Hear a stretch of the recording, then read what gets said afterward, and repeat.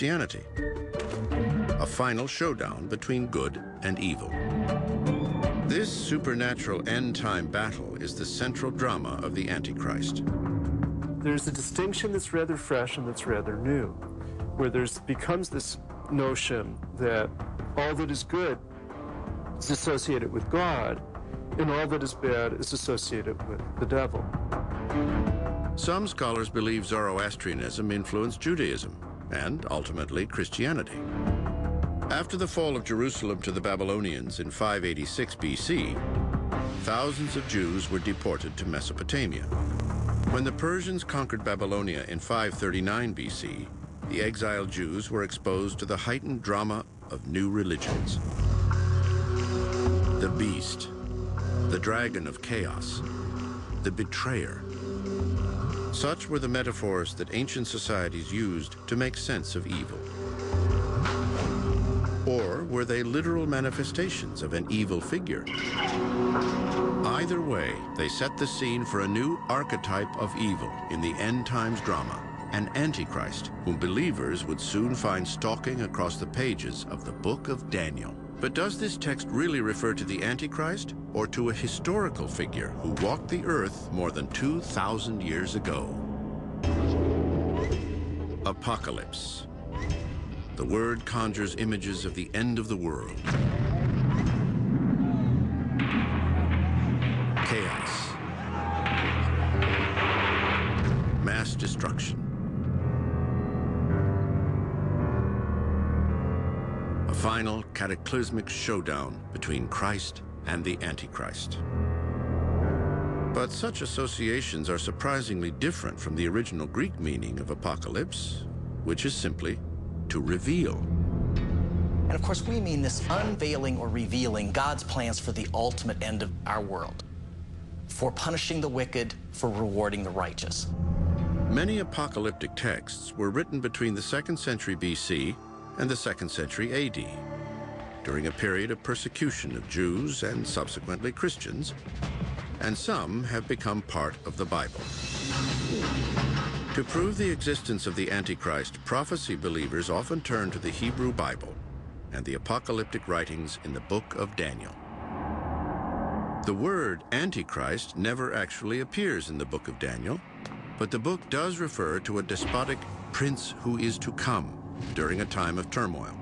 The world will be in turmoil, and the world will be looking for one significant leader that will draw the world together under the banner of peace and safety. He will bring prosperity to the world. He will affect the economies of the world in a positive way. He will confirm a covenant with many for 1 week. A biblical week, according to believers, is equal to 7 calendar years. What really triggers the 7-year period of tribulation is the agreement that the Antichrist negotiates with Israel. It's a peace treaty for 7 years. In the middle of the week, he will put an end to sacrifice and offering. 3.5 years into that, he will break that treaty. He shall speak blasphemies against the God of gods. His ultimate characteristic is pride. He believes he's better than God. He believes he's higher than God. He deserves to be enthroned. But is the book of Daniel truly prophetic of the Antichrist and the end times scenario? Or is there, as many historians contend, something else behind these references to a despotic ruler who usurps the divine order? According to some scholars, the book of Daniel was written between 167 and 164 BC, during the persecution of the Jews under the Seleucid Syrian emperor Antiochus IV. These scholars believe that references to what others see as the Antichrist are actually directed at this Syrian despot. Antiochus IV, and in the course of taking control of Jerusalem, begins to take certain measures to try to solidify his hold on the Jewish population of Judea. And as resistance against him builds, he ultimately declares himself to be a god and demands worship of himself in the Jerusalem temple. The Hellenized Seleucids had controlled Judea on and off after Alexander the Great's empire was divided up at his death in 323 BC. Heavily influenced by Greek culture, Antiochus came to power in 175 BC with the intention of Hellenizing the Jews. In 167 BC, Jews who refused to submit to Antiochus started a war known as the Maccabean Revolt.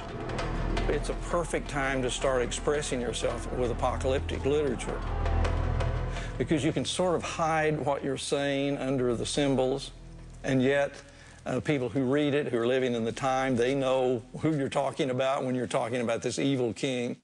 In Daniel 7, Daniel has a vision in which he sees the various mythological beasts coming up out of the sea.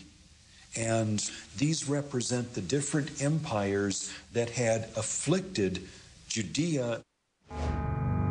The beast, of course, is another name for the Antichrist, a tradition that begins here in the book of Daniel. After that, in my vision at night, I looked, and there before me was a fourth beast, terrifying and frightening and very powerful. But this beast, many scholars say, is metaphorical, a veiled reference to the immediate oppressors of the Jews.